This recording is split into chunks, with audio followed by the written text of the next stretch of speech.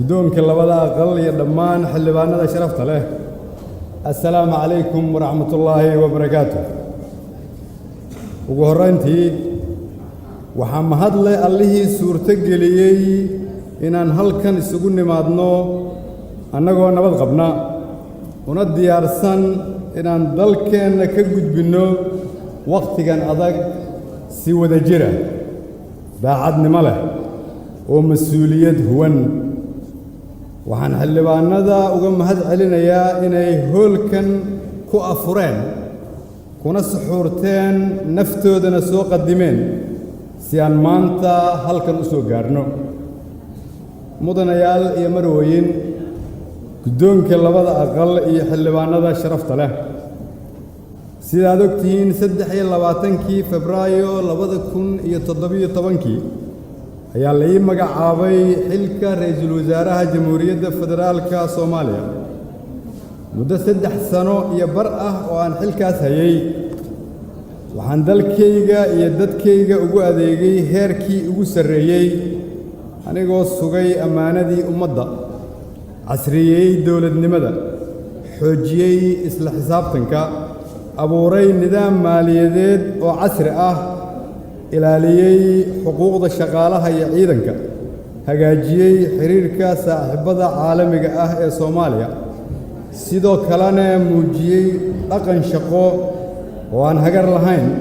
kuna suntan karti iyo waxqabad mudanayaal iyo marwooyin guddoonka labada aqal iyo xildhibaanada sharafta leh dalkeenu maanta waxa uu ku sugan yahay xaalad adag dhaqaalihii oo hoos u dhacay amnigii oo sii xumaaday caalamka oo dalkeena ka sii jeesan raba kalsoonidii siyaasiyiintu isku qabtay oo daciiftay hay'adihii dhisnaa oo sii burburaya shaqaala'aantii oo xoogaysatay abaarihii oo daba dheeraaday caafimaad darrada haysata shacabkeena oo sii siyaaday iyo fikirka xagjirnimo oo sii laba kacleeyay sidaas daraaddeed maanta dadkeenu waa naga dhur sugayaan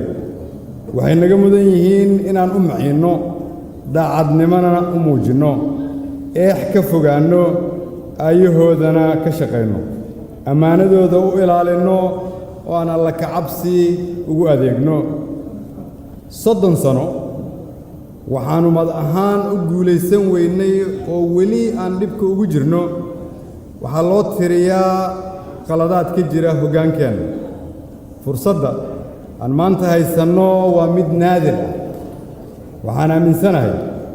in xubnaha baarlamaanku ay iswaafajin doonaan codkooda iyo dareenka shacabka dadkeennu waxay rabaan hoggaamiye qaadi kara marxaladdan la dareenaha shacabka kaasoo ku hubaysan aqoon xogogaalnimo faham caalami ah ammaano oo sidoo kale sii socodsiin kara shaqooyinkii ka socday dalka si aan hal maalin dalka looga lumin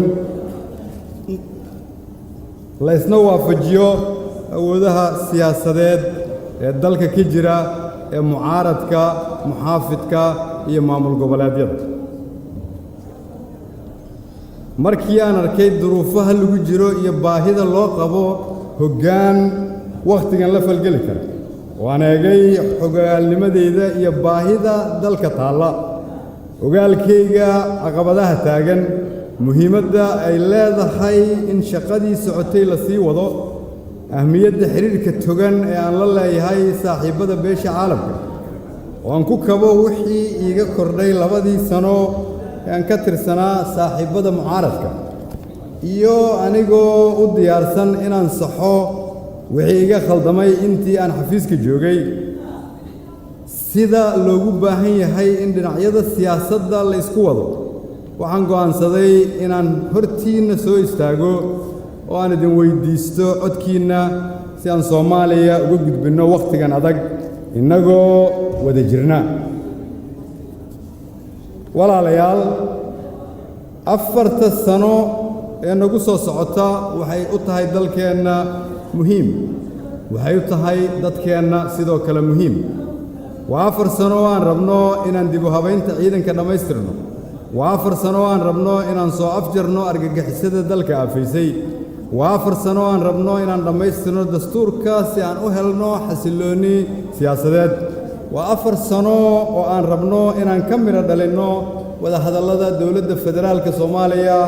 إيو ولا لهم صومال الآن وافر سنة وأن ربنا إن نجارنا دور شق في عضة وافر سنة وأن ربنا إن ندين عفنتا رميستنا وافر سنة وأن ربنا إن ترترنا السنان الآن السياسات كده جرتا dadkeena waa 4 sano oo jaangoyn doonta mustaqbalka 40 sano ee soo socda sidaa darteed si loo gaaro hadafyadan waa in aad looga fikiraa cidda loo dhiibayo hoggaanka dalka waa in laga eegaa inuu yahay qof yaqaan tii shalay tan maanta la joogo fahamna ka haysta tan soo socota berri haddii aad doorataan waxaan aaminsanahay inaan ahay qofka ugu dhow ee ka libin keeni kara geediga dawladeed ee Soomaaliya waxaan ahay qofka qura ee sharaxan ee 3 sano iyo bar hoggaanka dawladda ka tirsanaa muddo 2 sano ahna hoggaanka mucaaradka ka tirsanaa sidaa darteed khibradeydu waxay abuuri kartaa is-ogol siyaasadeed iyo dawladnimo loo dhan yahay waxaan ogahay shaqada dawladdu halka ay maanta taagan tahay waxaan darsay muddadii aan bannaanka joogay caqabadaha ina hor taagan iyo xalkii looga gudbi lahaa waxaan aqoon u leeyahay qaabka loola shaqeeyo iyo luqadda lagula hadlo saaxiibada caalamka ah ee kaalmeeya Soomaaliya dib u habeyntii ciidanka iyo dib u xoreyntii dalku meeshii aan uga soo tagay ayay dib uga dhacday dhaqaalihiina hoos ayuu uga dhacay halkii aan uga soo tagay dalkiina deyn cusub ayaa lagu yeeshay sidaa darteed waxaa ii diyaarsan qorshe degdeg ah oo aan dalkayga ku gaarsiin karo isku filnaansho amni iyo mid dhaqaale xildhibaanada sharafta leh iyo guddoonka labada aqal haddii aad doorataan waxaan ballan qaadayaa inaan dhammaystiro dastuurka haddii aad doorataan waxaan ballan qaadayaa inaan dhammaystiro dib u habeynta ciidanka haddii aad doorataan waxaan dalka ka xoreyn doonaa al-shabaab inta aanay dhammaan muddo xuleedkaygu haddii aad doorataan waxaan 4 sano shaqo abuur kala duwan u samayn doonaa ugu yaraan 100,000 oo dhallinyaro Soomaaliyeed ah oo kala jooga guud ahaan gobollada dalka haddii aad doorataan maamul goboleed walba iyo gobolka Banaadir waxaan ka dhisi doonaa isbitaallo loogu adeego shacabka loogana maarmo in caafimaad dalka dibaddiisa laga raadsado haddii aad doorataan waxaan dhammaystiri doonaa deyn cafinta si dalku u helo maalgashi caalami ah haddii aad doorataan waxaan miisaaniyadda dalka muddo 4 sano ku gaarsiin doonaa ugu yaraan $2 bilyan haddii aad doorataan waxaan ilaalin doonaa xasaanadda xildhibaanada iyo kala madax bannaanida baarlamaanka iyo hay'adaha fulinta haddii aad doorataan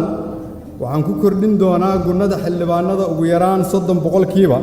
sidoo kale waxaan gunnada xildhibaanada ku kordhin doonaa gunno daboosha kirada guryaha xildhibaanada haddii aad doorataan xildhibaan walba iyo qoyskiisa waxay heli doonaan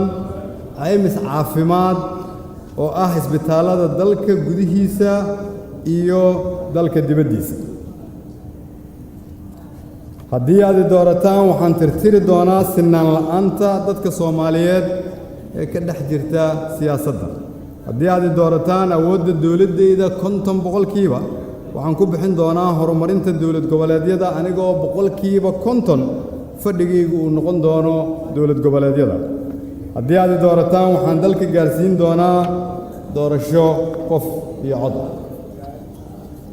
mudanayaal iyo marwooyin xildhibaanada sharafta leh iyo guddoonka labada aqal waxaan halkan ku xaqiijinayaa maanta haddii aan abni keeni waayo inaanan dib dambe hortiina u soo istaagi doonin anigoo xildoon waxaan halkan ku xaqiijinayaa haddii aan cadaaladda ka madax bannayn waayo hay'adaha fulinta dib dambe hortiina uma soo istaagi doono anigoo xildoon haddii aan hantida dawladda ilaalin waayo dib dambe uma soo istaagi doono hortiinna anigoo xildoona haddii ugu yaraan 100,000 oo dhallinyaro ah aan shaqo abuur u samayn waayo 4 sano oo aan xilka hayo dib dambe hortiinna uma soo istaagi doono anigoo xildoona haddii aan dalka doorasho qof iyo cod ah gaarsiin waayana hortiina dib uma soo istaagi doono anigoo xildoona haddii beesha caalamka iyo Soomaaliya si wax ku ool ah oo Soomaaliya ka faa'iido aan isugu soo dhaweyn weynana dib dambe hortiina uma soo istaagi doono anigoo xildoona haddii aan dhaqaalaha kobcin waayo deen cafinta dhammaystiri waayo oo aan miisaaniyadda dawladda gaarsiin waayo ugu yaraan $2 bilyan oo dollar inta aan xilka hayana dib dambe hortiina uma soo istaagi doono anigoo xildoona haddii aan xildhibaanada xasaanadooda ilaalin waayo oo aan gunnadooda kordhin waayo oo aan caymis caafimaad xildhibaanada siin waayana dib dambe hortiina uma soo istaagi doono anigoo xildoona mudanayaal iyo marwooyin dhammaan xildhibaanada sharafta leh barnaamijkayga siyaasadeed wuxuu ku cad yahay nuqulka aad haysataan waxaa ku tafaftiran wax walba oo aan rabo in dalka laga hirgeliyo iyo sidii loo qaban lahaa dadka Soomaaliyeed ee naga maqana waxaan ku gaarsiinay hab walba oo maanta wax la isugu gudbin karo haddii aad fursad siisaan oo aan dhaqan gelino barnaamij siyaasadeedkan aan idiin soo bandhigay waxaan aaminsanahay inaan gaari karno Soomaaliyada aan ku taamayno kulligeed mudanayaal iyo marwooyin guddoonka labada aqal guddiga doorashada madaxweynaha iyo dhammaan shacabka Soomaaliyeed doorashadu waxay ku aadan tahay 15 May waa maalintii dhalinyarada